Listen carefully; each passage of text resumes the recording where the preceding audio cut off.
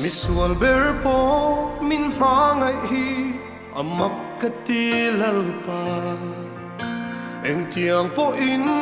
hay derila min en koli thullo kan nun hlui wangin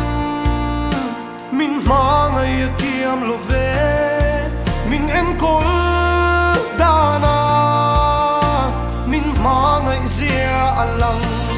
hmangaih le kohhran hian THLEI BÜK neilovin en ang mi pawl ni la hmangaih thei lo in nei lo ke ang misual ber tan mo in lan mai le min hmangaih em ani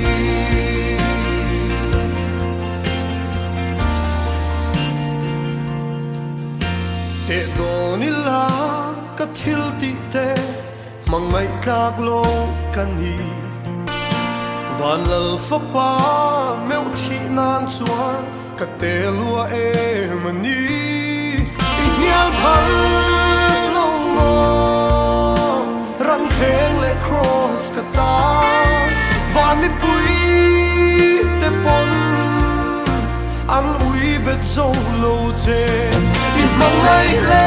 kohhran hian THLEI BÜK neilovin en ang mi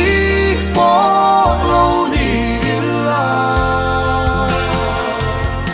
hmangaih thei lo in nei lo ke ang misual ber tan mo in lan mai le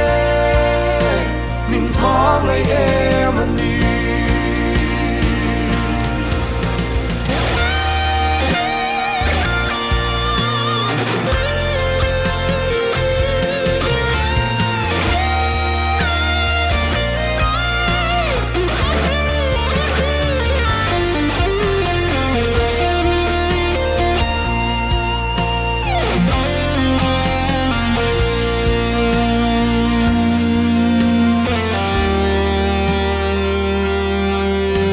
mamo chang tu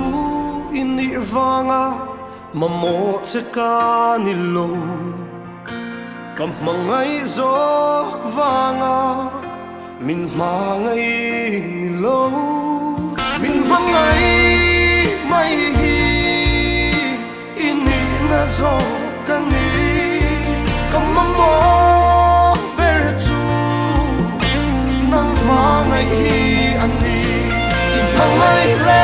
kohhran hian THLEI BÜK neilovin en ang mi pawl ni la hmangaih thei lo in nei lo ke ang misual ber tan mo in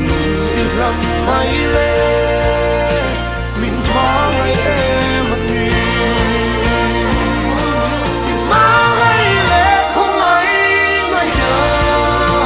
THLEI BÜK neilovin